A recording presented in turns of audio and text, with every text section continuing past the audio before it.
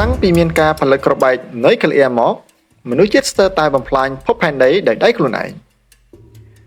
វីដេអូនេះនឹងលើកយកពីព្រឹត្តិការណ៍ឧបទ្ទវហេតុនៃការធ្លាក់ក្របបែកនុយក្លេអ៊ែរនិងបញ្ហាការចាប់សញ្ញារ៉ាដាខុសដែលស្ទើរតែនាំឲ្យពិភពលោកត្រូវវិនាស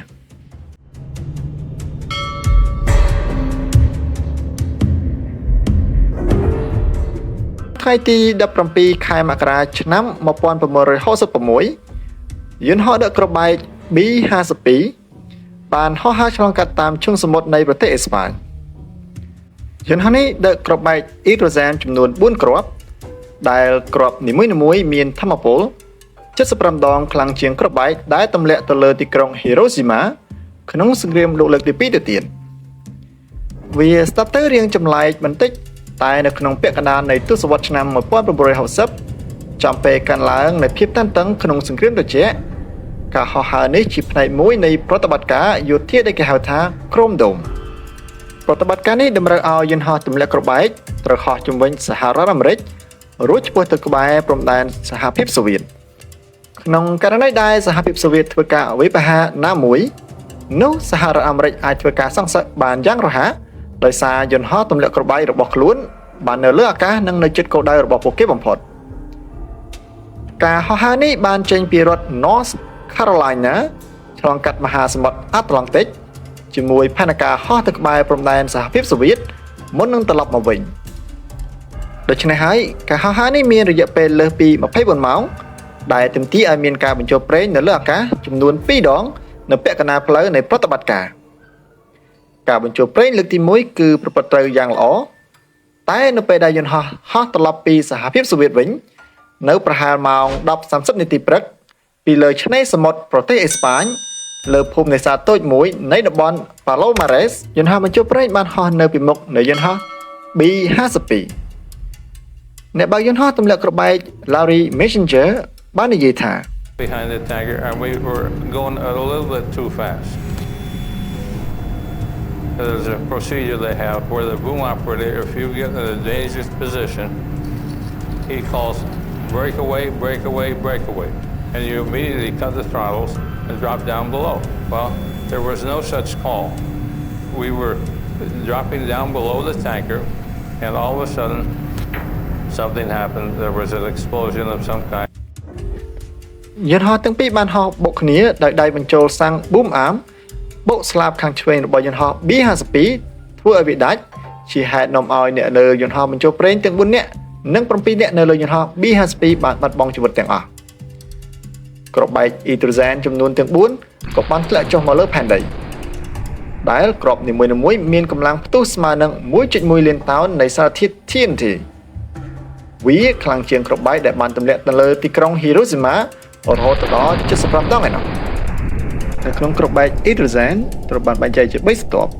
ស្រទាប់ទី1ហៅថា conventional bomb នៅពេលគ្រាប់បែកផ្ទុះវាបង្កើតកម្ដៅនិងកម្លាំងគ្រប់គ្រាន់ដើម្បីបង្កើតប្រតិកម្មក្នុងស្រទាប់ទី2ដែលហៅថា fission bomb នៅក្នុងស្រទាប់នេះមានសារធាតុ plutonium ដែលវានឹងប្រតិកម្មបំបីអាតូមដើម្បីបង្កើតសីតុណ្ហភាពនិងសម្ពាធខ្ពស់និងបញ្ចេញថាមពល X-ray នៅពេលដែលវារងសម្ពាធនិងថាមពលដ៏ខ្លាំងបែបនេះស្រទាប់ទី3 fusion បានបង្កើតប្រតិកម្មបញ្ចូលអាតូមដែលអាចបញ្ចេញថាមពលយ៉ាងខ្លាំងក្លាគ្រាប់បែក2ក្នុងចំណោមទាំង4ត្រូវបានដំណើរការពេលវាធ្លាក់ប៉ះដីជាសំណាងល្អដើម្បីបង្កើតប្រតិកម្មបំបីអាតូមបានការផ្ទុះត្រូវតែមានតុល្យភាពប៉ុន្តែពេលស្រទាប់ conventional បានបុកប៉ះដីវាបានធ្វើឲ្យរលកកន្ត្រាក់មិនមានតុល្យភាពដូច្នេះហើយស្រទាប់ទី2និងទី3មិនដំណើរការឡើយយ៉ាងណាមិញស្រទាប់ទី1បានផ្ទុះបាញ់ឡើងនៅ snow plutonium ដែលបង្កឲ្យដីជាង 2.5 គីឡូម៉ែត្រការ៉េផ្ទុកទៅដោយសារធាតុវិទ្យុសកម្មដែលធ្វើឲ្យប្រជាជនមិនអាចធ្វើស្រែចម្ការបានទៀតឡើយហើយវានៅតែមានផលប៉ះពាល់រហូតមកដល់សប្តាហ៍ថ្ងៃគ្រាប់បែកទី3ត្រូវបានរកឃើញនៅជាប់នឹងឆ្នេរសមុទ្រដោយមិនមានការខូចខាតនោះទេក៏ប៉ុន្តែគ្រាប់បែកទី4ត្រូវបានបាត់ខ្លួននាវាយោធារបស់សហរដ្ឋអាមេរិកចំនួន29បានធ្វើការរុករកអស់រយៈពេល81ថ្ងៃមុននឹងគេអាចកំណត់ទីតាំងនិងស្រង់យកវាមកវិញយើងគ្រាន់តែរំលឹកអ្នកទាំងអស់គ្នាថាគ្រាប់បែកមួយដែលមានកម្លាំងខ្លាំង 75 ដងលើសគ្រាប់បែកដែលទម្លាក់នៅទីក្រុង Hiroshima ហើយវាបានបាត់អស់រយៈពេលជាង1ខែឧបទ្ទវហេតុនៃការធ្លាក់គ្រាប់បែកនុយក្លេអ៊ែរបែបនេះវាមិនមែនជារឿងដ៏កម្រនោះទេតាមរបាយការណ៍ពីមន្ទីរបញ្ញកោណសហរដ្ឋអាមេរិកឧបទ្ទវហេតុបែបនេះមានចំនួន32ករណីរាប់ចាប់តាំងពីឆ្នាំ1950ដល់ឆ្នាំ1980ក្នុងនោះករណីចំនួន5បានកើតឡើងពីប្រតិបត្តិការនៃក្រុមដុំនេះនៅក្នុងឆ្នាំ1961ជាឆ្នាំដំបូងនៃប្រតិបត្តិការយោធាក្រុមដុំយន្តហោះទម្លាក់គ្រាប់បែក B-52 មួយដែលដឹកគ្រាប់បែកអ៊ីដ្រូសែន4 មេហ្គាតោនចំនួន2គ្រាប់បានលេចធ្លីប្រេងហើយបានធ្លាក់នៅក្នុងរដ្ឋ North Carolina សមាជិក3នាក់នៅលើយន្តហោះនេះបានបាត់បង់ជីវិតនិងគ្រាប់បែកទាំងពីរបានធ្លាក់មកលើដីគ្រាប់បែកមួយក្នុងចំណោម2នោះ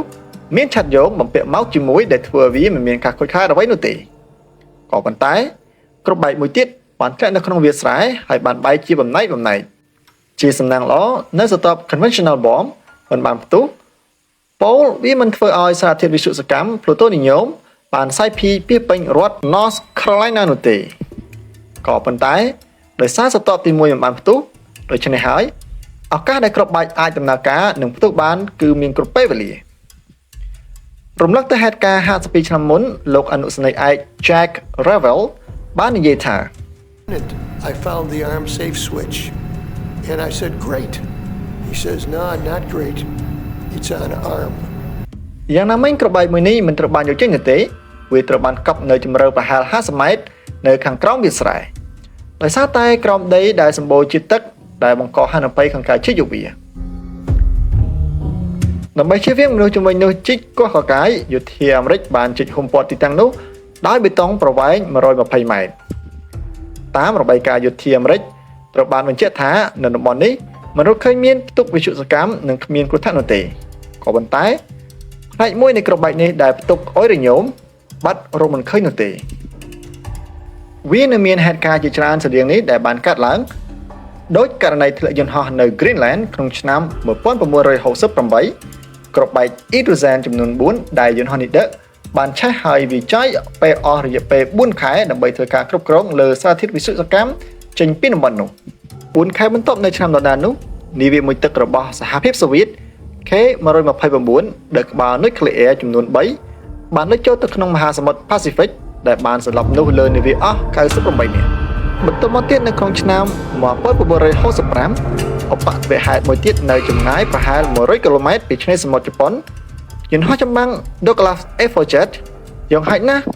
ដឹកគ្រាប់បែកអ៊ីដ្រូសែនចំនួន1បានធ្លាក់ចេញពីយន្តហោះមេក្នុងអំឡុងពេលហ្វឹកហាត់ក្នុងសមុទ្រទាំងអ្នកយន្តហោះទាំងគ្រាប់បែកមិនត្រូវបានរកឃើញនោះទេត្រឹមជាងកន្លះសតវត្សយ៉ាងតិចណាស់មានគ្រាប់បែកដែលមានកម្លាំងផ្ទុះ1មេហ្គាតោនបានធ្លាក់នៅក្រោមសមុទ្រប្រហែលតែ4គីឡូម៉ែត្រពីលើផ្ទៃទឹកសមុទ្រតែប៉ុណ្ណោះក្នុងនោះយ៉ាងតិចបំផុតគ្រាប់បែកនុយក្លេអ៊ែររបស់អាមេរិកចំនួន6បានបាត់និងរកមិនឃើញនៅក្នុងឆ្នាំ1998លោក Alexander Lebed អតីតនាយកប្រតិបត្តិនៃអង្គភាពសន្តិសុខជាតិរបស់រុស្ស៊ីបានលើកឡើងថាយ៉ាងហោចណាស់មាននុយក្លេអ៊ែរ100គ្រាប់ដែលមិនបានកត់ត្រាឬការបាត់បង់ឧបទ្ទវហេតុមួយទៀតដ៏សំខាន់គឺនៅខែកញ្ញាឆ្នាំ1980នៅក្នុងបន្ទប់ក្រោមដីបាញ់មីស៊ីល Silo នៅតំបន់ដាច់ស្រយាល Arkansas ពោលគឺពេលដែលក្រុមត្រួតពិនិត្យលើគ្រាប់មីស៊ីលប្លង់អន្តរជាតិ Titan II ដែលគ្រាប់មីស៊ីលបានបញ្ចូលប្រេងរួចរាល់សម្រាប់ការបាញ់ចេញនៅពេលមានបទបញ្ជាណាមួយនៅក្នុងក្បាលមីស៊ីលនេះបំពាក់ទៅដោយគ្រាប់បែកអ៊ីដ្រូសែន9មេហ្គាតោននៅពេលដែលជាងជួសជុលម្នាក់បានដើរជុំវិញបន្ទប់ Silo ដៃខ្ចៅមានប្រហោងមួយបានធ្លាក់ចេញពីហៅប៉ៅរបស់គាត់វាបានធ្លាក់ចុះ24ម៉ែត្រទៅបុកនឹងធុងសាំងរបស់គ្រាប់មីស៊ីលដែលបង្កឲ្យធុងសាំងរបស់គ្រាប់រ៉ុកែតបានធ្លាយចូលទៅក្នុងបន្ទប់ Silo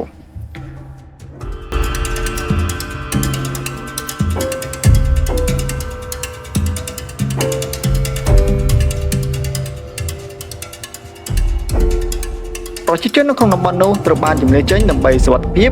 ក៏ប៉ុន្តែមន្ត្រីយោធាមួយចំនួននៅបន្តជួសជុលនៅឡើយនៅម៉ោង3ទីភ្លឺប្រហែល8ម៉ោងនិង30នាទីក្រោយការធ្លាយធុងសាំងបានឆេះឡើងនិងបង្កឲ្យមានការផ្ទុះឡើងយ៉ាងខ្លាំង បណ្ដាលឲ្យមនុស្សម្នាក់បានស្លាប់និង21នាក់ទៀតរងរបួសយ៉ាងធ្ងន់ធ្ងរទ្វារដែលមានទម្ងន់រហូតដល់740តោនដែលដាក់ជារនាំងការពារបន្ទប់សៃឡូនេះបានហោះឡើងលើអាកាសនៅកម្ពស់60ម៉ែត្រហើយវាត្រូវបានគេរកឃើញនៅចម្ងាយ200ម៉ែត្រពីបន្ទប់បាញ់មីស៊ីលក្បាលរបស់មីស៊ីលដែលផ្ទុកគ្រាប់បែកនុយក្លេអ៊ែរក៏បានហោះចេញនៅចម្ងាយ30ម៉ែត្រក៏ប៉ុន្តែជាសំណាងល្អវាមិនបានផ្ទុះនោះទេទាំងអស់នេះវាគ្រាន់តែជាឧបទ្ទហេតុទាំងឡាយដែលយើងបានដឹងវានៅមានកំហុសនិងករណីគ្រោះថ្នាក់ជាច្រើនទៀតដែលពួកយើងមិនបានដឹងបង្កឡើងពីប្រជាជាតិទាំងឡាយណាដែលមានគ្រាប់បែកនុយក្លេអ៊ែរការកង្វល់អំពីអាវុធនុយក្លេអ៊ែរមិនមែនត្រឹមតែជាការផ្ទុះភ្លាមៗដែលកើតចេញពីការធ្លាក់គ្រាប់បែកអ៊ីដ្រូសែននោះទេតែវាក៏មានការរួមចំណែកបង្កឲ្យមានការផ្លន់ច្រឡំដែលបណ្ដាលឲ្យមានការវាយប្រហារភ្លាមៗផងដែរសាកសម័យប្រសិនបើការធ្លាក់យន្តហោះនៅឆ្នេរសមុទ្រនៃប្រទេសអេស្ប៉ាញក្នុងឆ្នាំ1966បែរជាធ្លាក់នៅជិតព្រំដែនសហភាពសូវៀតវិញតើវានឹងមានអ្វីកើតឡើងលោកជិតបានស្នើលើមាត់ជួសនៅសង្គ្រាមអាវុធនុយក្លេអ៊ែរជាច្រើនលើកជាច្រើនសារមកហើយកន្លងមកយើងពិតជាសំណាងណាស់ដែលរឿងទាំងអស់នោះអាចបញ្ជាបានក្នុងជំនួសដែលគៀកនឹងផ្ទុះអាវុធនុយក្លេអ៊ែរបំផុតគឺបានកើតឡើងនៅខែតុលាឆ្នាំ1962នៅក្នុងវិបត្តិអាវុធមីស៊ីលនៅគូបាស្របពេលភាពតានតឹងនិងកម្ដៅនៃចំនួនកាន់តែកើនឡើងកងទ័ពជើងទឹកអាមេរិកបានចាប់ផ្ដើមបាញ់ទៅលើនាវាមួយទឹករបស់សហភាពសូវៀតឲ្យឡើងមកលើផ្ទៃសមុទ្រដោយឡែកនាវារបស់សហភាពសូវៀតបានខកខានក្នុងការទាក់ទងទៅទីក្រុងមូស្គូជាច្រើនថ្ងៃមកហើយដោយសារតែបែបនេះកាប៉ាតេននៃនាវាបានសម្រេចថាសង្គ្រាមបានផ្ទុះឡើងហើយលោកបានត្រៀមនឹងបាញ់គ្រាប់មីស៊ីល Torpedo យ៉ាងណាមិញការបាញ់គ្រាប់មីស៊ីលនេះទាមទារឲ្យមានការបញ្ជាពីបរិសុទ្ធ3នាក់2នាក់ក្នុងចំណោមពួកគេបានអនុញ្ញាតឲ្យមានការបាញ់ដោយឡែកលោក Vasily Arkhipov បានបដិសេធការផ្ទុះសង្គ្រាមប្រឡាយលោកនុយក្លេអ៊ែររវាងសហរដ្ឋអាមេរិកនិងសូវៀតត្រូវបញ្ជាបានដោយការសម្រេចចិត្តយ៉ាងសំខាន់ដោយបរិសុទ្ធម្នាក់នេះអ្នកប្រវត្តិវិទ្យាលោក Arthur Schlesinger Jr. បាននិយាយថានេះមិនត្រឹមតែជាពេលគ្រោះថ្នាក់បំផុតនៅក្នុងសង្គ្រាមត្រជាក់នោះទេតែវាក៏ជាពេលដែលគ្រោះថ្នាក់បំផុតនៅក្នុងប្រវត្តិសាស្ត្រមនុស្សជាតិផងដែរហើយអំឡុងពេលនៃវិបត្តិនុយក្លេអ៊ែរនៅគូបាជាមួយនឹងភាពតានតឹងនិងកម្ដៅកាន់ឡើងរវាងអាមេរិកនិងសូវៀតប្រទេសទាំងពីរនេះនៅតែបន្តការតេស្តសាកល្បងគ្រាប់បែកនុយក្លេអ៊ែររយៈកម្ពស់ខ្ពស់អាមេរិកបានបាញ់ចេញនៅគ្រាប់បែកដែលមានកម្លាំងផ្ទុះ410គីឡូតោននៅ50គីឡូម៉ែត្រពីលើមហាសមុទ្រប៉ាស៊ីហ្វិកនិងគ្រាប់បែកតូចដែលមានកម្លាំងផ្ទុះ7គីឡូតោននៅរយៈកម្ពស់147គីឡូម៉ែត្រគ្រាប់បែកដែលមានកម្លាំងផ្ទុះ300គីឡូតោនចំនួន2គ្រាប់ត្រូវបានបាញ់សាកល្បងដោយសហភាពសូវៀតទៅក្នុងលំហវាពិតជាពិបាកស្មានណាស់នៅរាល់សកម្មភាពទាំងអស់នេះប្រសិនបើវាបានក្លាយជាការវាយប្រហារដំបូងហើយវាបានប្រែក្លាយជាសង្គ្រាមពេញលេញនេះក៏ដោយសារការចាប់សញ្ញាខុសពីការតេស្តសាកល្បងដែលបាញ់ទៅក្នុងលំហនៅក្នុងថ្ងៃទី26ខែកញ្ញាឆ្នាំ1983ប្រព័ន្ធផ្កាយរណបរបស់សហភាពសូវៀតបានផ្ដល់នូវសញ្ញាព្រមានពីការបាញ់គ្រាប់មីស៊ីលអន្តរទ្វីបហើយស្របតាមច្បាប់របស់ពួកគេប្រសិនបើមានការវាយប្រហារណាមួយកើតឡើងសូវៀតនឹងធ្វើការវាយបកភ្លាមៗប្រឆាំងនឹងអាមេរិកនេះអាចក្លាយជាសង្គ្រាមពេញលេញក៏ប៉ុន្តែមន្ត្រីដែលប្រចាំការពេលដែលមានការផ្ដល់សញ្ញាគឺលោក Petro Stanislav មានការសង្ស័យពីការផ្ដល់សញ្ញានេះលោកបានលើកហេតុផលថាប្រសិនបើអាមេរិកបើកការវាយប្រហារលើកដំបូងអាមេរិកនឹងបាញ់មីស៊ីល ICBM រាប់រយគ្រាប់ក្នុងពេលដំណាលគ្នាមិនមែនតែមួយគ្រាប់នោះទេបន្តមកទៀតប្រព័ន្ធក៏បានផ្ដល់សញ្ញាព្រមានដល់ Petro នៅគ្រាប់មីស៊ីលចំនួន4ទៀតដែលកំពុងហោះឆ្ពោះទៅកាន់សូវៀតក៏ប៉ុន្តែ Petro ចាត់ទុកថាវាជាការផ្ដល់សញ្ញាខុសការសម្រេចចិត្តរបស់ Petro គឺពិតជាត្រឹមត្រូវលោកបានជួយរក្សាជីវិតមនុស្សរាប់ពាន់នាក់